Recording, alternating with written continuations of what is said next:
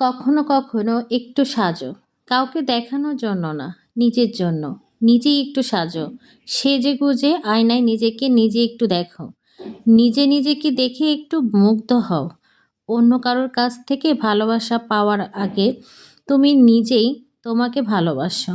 আগে নিজেই নিজের প্রেমে পড়ো। আয়নায় ভেসে ওঠা মুখটা দেখে নিজে নিজেকেই বলো, এই মুখটা বড্ড মায়াবী, বড় বেশি সুন্দর। হ্যালো এভরিওয়ান, আসসালামু আলাইকুম, welcome to my new blog. যিনি যেখান থেকে আজকে ব্লগটি দেখছেন, আশা করি সবাই ভালো আছেন, সুস্থ আছেন। তো একটি লাইক দিয়ে ভিডিওটি কন্টিনিউ করেন।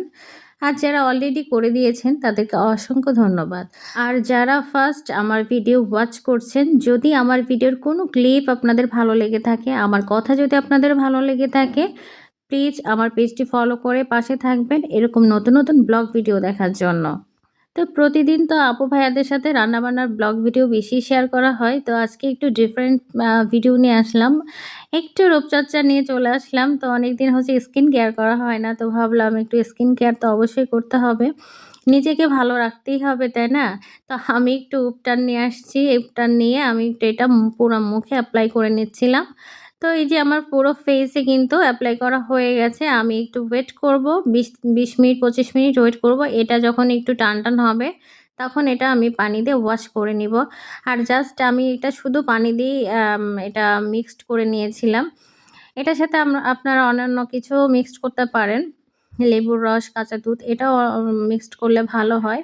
তো আমার কিন্তু এটা শুকায় গেছিল। তারপর আমি এই যে একদম পানি দিয়ে এটা সুন্দর করে রিফ্রেশ করে ধুয়ে নিয়েছি। আর দেখেন এখন আমার স্কিনটা অনেক গ্লো রাখতেছে, তাই না? আচ্ছা বলেন তো এখন আমার স্কিনটা কেমন লাগছে? তো মাঝে মাঝে স্কিন কেয়ার করবেন, আপনাদের উদ্দেশ্যে বলছি। কারণ আমরা যখন বাসার ভিতর থাকলেও রান্না-বান্না সবকিছু কাজকর্ম যখন করি, তখন কিন্তু আস্তে আস্তে করে আমাদের স্কিনে অনেক ধরনের ড্যামেজ হয়ে যায়। তো মাঝে মাঝে যখন স্কিন কেয়ার করবেন, তখন কিন্তু আপনাদের স্কিনটা গ্লো আসবে এবং নিজের কাছে অনেক ভালো লাগবে। তো নিজের ভালো থাকার জন্য কিন্তু নিজের প্রতি যত্ন নিতে হবে সবকিছুর পাশাপাশি। আর এদিকে হচ্ছে আমার ননদের মেয়ে হচ্ছে বার্থডে ছিল। তো ওর জন্য একটা কেক আনা হয়েছিল। তো রাত্রে জাহিন বাবু আর ও হচ্ছে কেকটা কাটতেছিল। আমি একটু ভিডিও করে নিচ্ছিলাম। আর আমি যেহেতু রেডি ছিলাম না, এজন্য ক্যামেরায় আসছিলাম না। আর আমার মেয়েকে বারবার বলছি, "তুমি যেয়ে একটু বসো আপুর পাশে।" ও তো যাবে না, ক্যামেরার সামনে আসতেই চায় না। এদিকে জাহিন বাবু আর ও তো কেক কেটে খাচ্ছিল। আমি এখন একটু খাইয়ে দিব। তারই একটু ক্লিপ আপনাদের সাথে শেয়ার করলাম। আর আমার ছেলে কিন্তু কেক পাগল। দেখেন কি অবস্থা। মানে আপুর জন্মদিন ওকে না দিয়ে ও নিজেই খেতে থাকছে। তো এই তো কেক কাটতে কাটতে আমরা কিন্তু অল্প টাইমে অনেক মজা করেছিলাম।